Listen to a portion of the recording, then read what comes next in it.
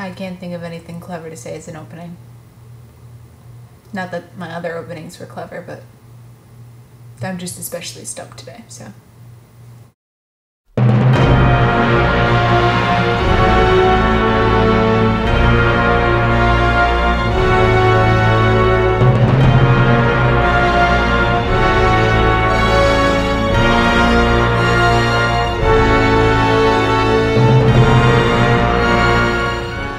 Today I will be reviewing d.gray-man, a 103-episode anime series produced in 2006. Only the first 51 episodes were licensed by Funimation, so the remaining 52 episodes are subbed. In the fictional 19th century, the Millennium Earl offers grieving people a chance to bring back their loved ones from the dead. The catch is that the deceased come back as demonic weapons called Akuma, and are forced to do the Millennium Earl's bidding and join his army bent on bringing about the destruction of humanity. There's only one thing that can stop the Earl, and it's an ancient society of exorcists called the Black Order, who use weapons called innocents to destroy Akuma.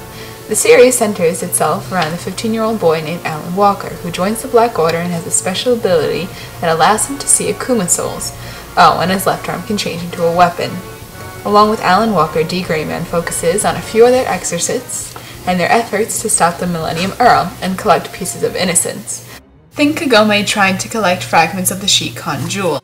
It's 103 episodes, packed with action, fight scenes, handful of filler, sadness, death, tears, angst, and more death. Did I mention death? Yes, the series has so much death, it's actually kind of daunting that viewers, myself included, simply glaze over the death toll. Let's just stop for a second and realize that it takes 2 people to create a single Akuma. And Akuma evolved, they do so by killing a certain amount of people. That number is never specified, but I'm gonna assume it's just a high number. The Millennium Earl's army is so huge, and he never seems to run out of Akuma to send and kill off the exorcists.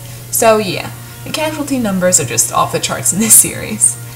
Okay, moving along. Let's take a look at the mechanics of the show.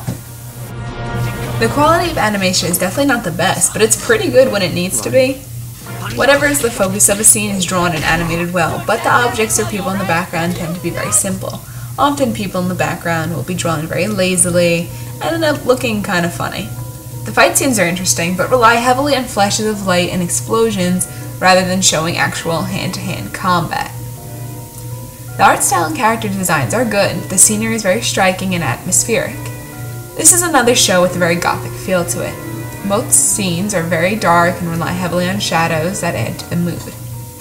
Characters look a little more realistic for an anime, although sometimes get very cartoony in the more comedic scenes. The Akuma are pretty unique and interesting. Basic Akuma may look the same, but the design is misshapen and creepy, fitting the show's overall tone very well. The more advanced Akuma all have different designs that tend to vary depending on their abilities, which is pretty cool. The overall visual design is pretty standard, though, with nothing really unique or innovative. Come on, Alan, there's no need for you to act like you did something wrong. On to voice acting. Like I mentioned before, the first 51 episodes are dubbed, while the last 52 are not. I've heard a lot of mixed opinions with the dub. Personally, I really liked it. d.gray-man showcases a lot of well-known voice actors like Todd Haberkorn, Lucy Christian, J. Michael Tatum, Eric Vale, the list just goes on. I think each voice was casted very well, and the voice seems to fit the character. It was hard for me to switch to the Japanese sub when I had to. I did not like Alan Walker's voice at all, and much preferred Todd Haberkorn's version. And with Kanda's voice, I actually preferred the Japanese version. I usually like Travis Willingham, but I think his voice is a little too deep and gruff for Kanda.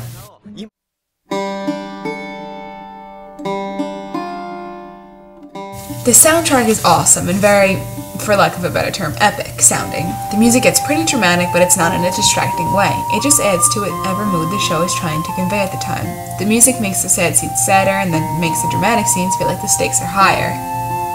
Characters of the show range from super dimensional, tons of layers to them, to pretty flat in one note. Most of the main characters are pretty likable, and almost all the characters have a tragic backstory. Yes, every character has a backstory so sad that after you discover it, you'll probably want to crawl into fetal position and cry, and the only way to get out of the depression is to stare at pictures of baby seals for a good hour or so. Okay, feel better now? I think one of the strongest characters of the series is actually the Millennium Earl. For a villain, he's pretty awesome. His character design is this jovial, fat, well-dressed dude who's perpetually smiling this eerie smile. Even his voice is jolly sounding. Everything about the character design and mannerisms completely contradicts what the Earl is all about, which is the complete and brutal destruction of mankind. He'll kill all of your loved ones, bring them back to life, and have them kill thousands more, and he'll do it all with a smile. Are you an exorcist? Well then, it's a pleasure to meet you. The honor is mine. Overall, the series is very good, but it definitely has its flaws. The series started out a little slow, and it kind of takes some time to get into. It also has plenty of fillers, which were either good or bad. Some of them were entertaining and were good for character development, but others were just kind of pointless. To be honest, the show was at its best after the 51st episode. I'm not saying that the first 51 episodes were bad, it's just once the show got up to a certain arc around the 52nd episode, that's when d.gray-man went from a good show to a great show. But what d.gray-man does wrong, it also does a lot of right. The characters are compelling and likable, and the main cast are full of complex characters you can really get attached to. You may think some of the main characters are boring or one-dimensional, but no, you are wrong. You just must look deeper. The soundtrack is beautiful, and it does its job in setting the tone perfectly. Opening and ending songs are very enjoyable, accompanied by the orchestral score, provides for very little to complain about. I said there are a lot of filler episodes, but some of them are actually really good and interesting. And the not-filler episodes are perfect. With everything the series does right, I would give d.gray-man a 9 out of 10 score. The series may be a typical action shonen series at some parts, but there are a lot of unique attributes that are brought to the viewer's attention. If you are looking for a fantasy horror genre with a gothic feel to it that has plenty of action and tragedy, then give d.gray-man a shot. It may take a bit to get into, but once you do, it'll prove to be a very entertaining and worthwhile show.